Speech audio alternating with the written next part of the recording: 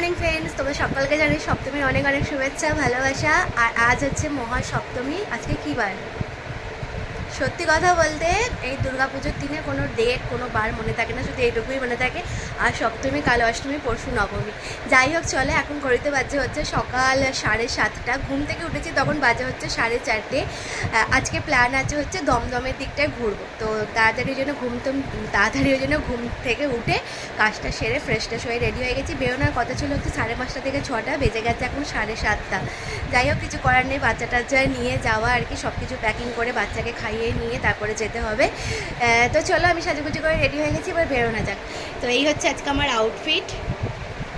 এই ড্রেসটা অ্যাকচুয়ালি আমি আমার জন্য কিনিনি, আমি কিনেছিলাম হচ্ছে আমার কাকার মেয়ে কোয়েলের জন্য, কিন্তু ওর গায়ে যেহেতু হয়নি আমি ভাবলাম যে তাহলে আমি এটা নিয়ে নিই, কারণ ড্রেসটা আমার ভীষণ পছন্দ হয়েছিল আর রিটার্ন করবো না, তো এই জন্য আমি এটা নিয়ে নিয়েছিলাম। ওকে আবার অন্য কিনে দিয়েছি। যাই হোক চলো, এই হচ্ছে আউটফিট। এই জামাটা ভীষণ ট্রেন্ডিংয়ে আছে, অনেককেই পরতে দেখেছি। চলো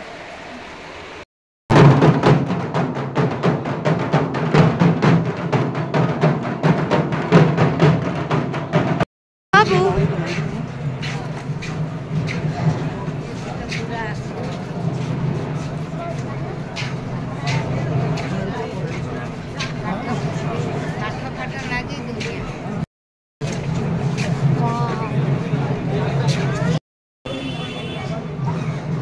সুন্দর লাগছে না? আমাদের প্রথম ঠাকুর দেখা ছিল এখানে এসে, প্রথমে আমরা ডালা পড়তে দেখলাম, দেখেই মুগ্ধ হয়ে গেলাম। কি সুন্দর ঠাকুরটা হয়েছে।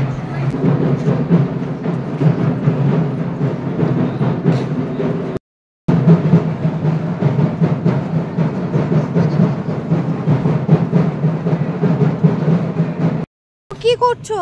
লাইট জ্বলছে জুতোতে? একটাই জ্বলছে, একটাতে জ্বলছে না, একটা ব্যাটারি শেষ হয়ে গেছে। কোথায় যাবো এবার? ম্যাপ দেখছে। কি বলো? কি গরম হচ্ছে বাবারে।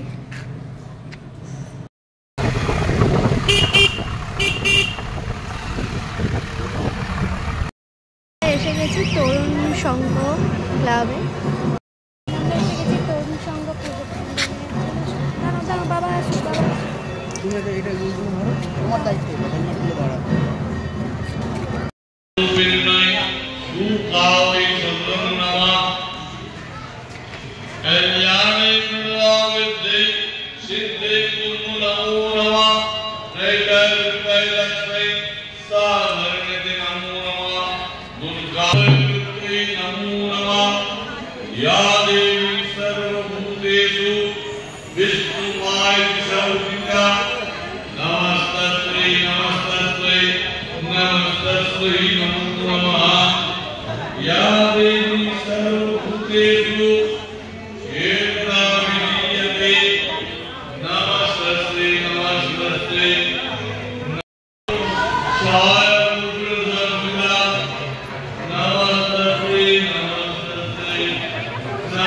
এবার আমরা ঢুকছিলাম হচ্ছে ভারত চক্রের প্যান্ডেলটা দেখতে।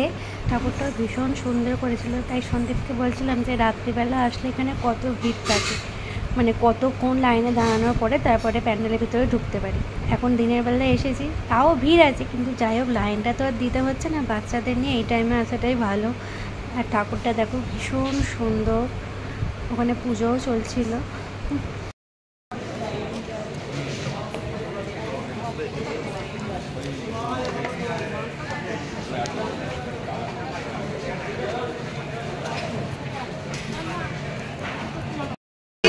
দেখতে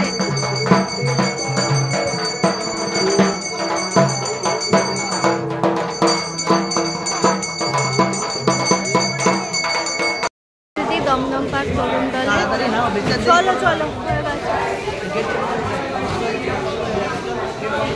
ওইটা দিয়ে বেরোনো যাবে না, গরম হচ্ছে না?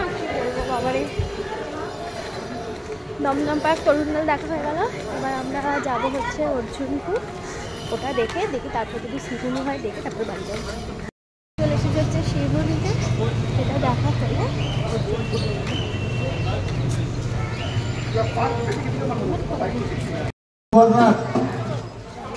ओम कवचायुः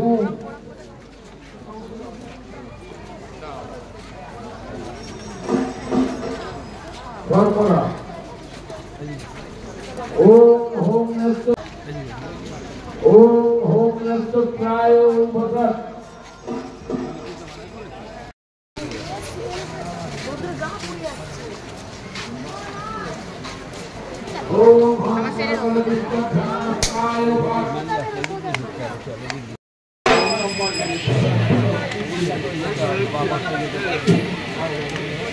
বেরিয়ে যাবো মাঝখানে যাবো মাঝখানে খা করুন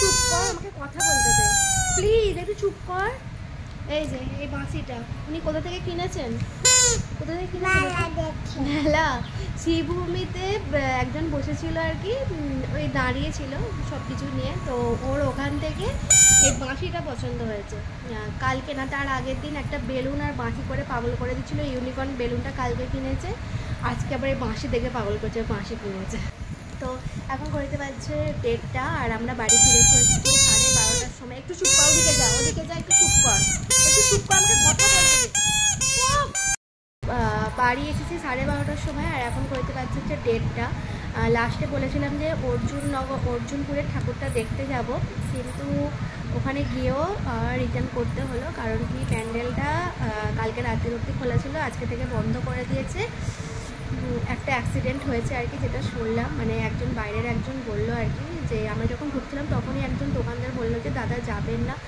প্যান্ডেলটা বন্ধ আছে তো আমরা জিজ্ঞাসা করলাম যে কেন তখন উনি বললেন যে একটা অ্যাক্সিডেন্ট হয়েছে একটা বাচ্চা ছেলে মারা গেছে যার জন্য ওদের প্যান্ডেলটা আজকে বন্ধ রেখেছে তো বললো তাও একবার ভিতরে গিয়ে দেখে আসুন তো আমরা ভিতরে গেলাম অনেকটা ভিতরে ঢুকতে হচ্ছিলো মানে একটা পাড়ার ভিতরে তারপরে গিয়ে দেখলাম যে ওখানে মাইকে অ্যানাউন্স করছে যে কেউ যেন প্যান্ডেলের ভিতরে না আসে আমাদের প্যান্ডেল বন্ধ রাখা হয়েছে কত আশা করেছিলাম যে এই প্যান্ডেলটা দেখবার জন্যই আমি ওদিকে গিয়েছিলাম যাই হোক ওই যে বাচ্চাটা মারা গেছে সেটাও খুবই দুঃখের ঘটনা মানে কিভাবে মারা গেছে সেটা জানি না উনি শুধু জাস্ট বললেন একটা বাচ্চা মারা গেছে মানে প্যান্ডেল দেখতে গিয়ে মারা গেছে নাকি ওই পাড়ার কোনো বাচ্চা সেটা জানি না সাজুগুজু করে রেডি হয়ে গেছি আর এখন বাজছে ওই 8:10 8:30টার সময় করে বেরোনোর ইচ্ছা আছে 8:30টার সময় করে বেরোনোর প্ল্যান আছে বেরোবো কি হচ্ছে এই হচ্ছে মাম্মার আজকের লুক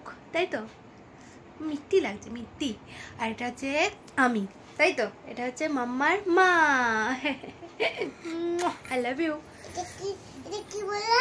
ওটা কি করেছো বিল্ডিং আচ্ছা আমি একটা শাড়ি পরলাম এই শাড়িটা আমার ননদ দিয়েছে ব্লাউজ পিস তো করা হয়নি এই ব্লাউজটা কেনা ছিল মানে পুজোতেই কিনেছিলাম তো এর সাথে এটা পরলাম তো এই হচ্ছে শাড়িটা আর এই হচ্ছে আমার আজকের লুক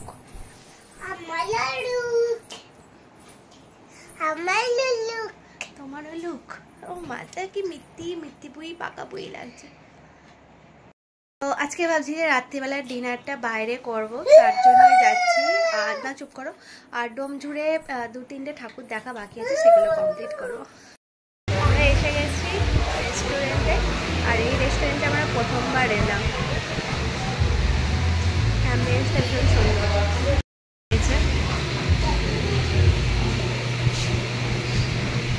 শীত পাতা আছে মাম্মা তুমি কি খাবে চিকেন ললিপপ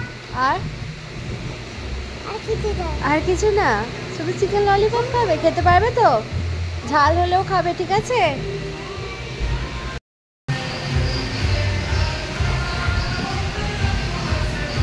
খাবে হ্যাঁ খাও খাও আমরা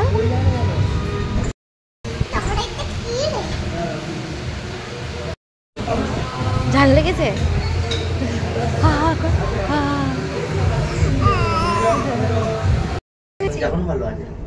কোথায় আছি লিফটে আছি আমরা লাইট জ্বালা রেস্টুরেন্ট থেকে আমরা সোজা চলে এসেছিলাম হচ্ছে প্যান্ডেল দেখতে। তো কয়েকটা প্যান্ডেল ডোমচুরে বাকি ছিল, সেগুলোই দেখছিলাম। আর এই প্যান্ডেলটা প্রত্যেক বছর সুন্দর, মানে প্যান্ডেলের থেকে মায়ের মূর্তিটা দেখতে এত এত সুন্দর লাগে, কি বলবো, যেন মনে হয় মায়ের দিকেই তাকিয়ে থাকি, এতটাই গর্জিয়াস লাগে, ভীষণ সুন্দরভাবে সাজায়, ভীষণ ভালো লাগে দেখতে।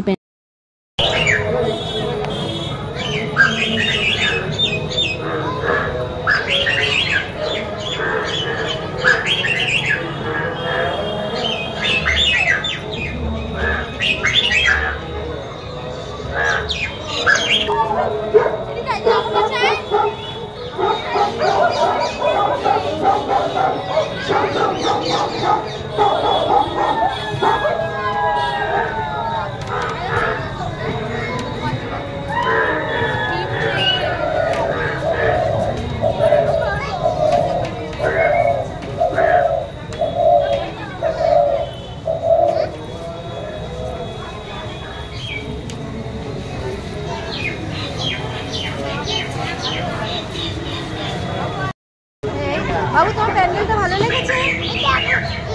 সাজারু, তোমার প্যান্ডেলটা ভালো লেগেছে? Red fort.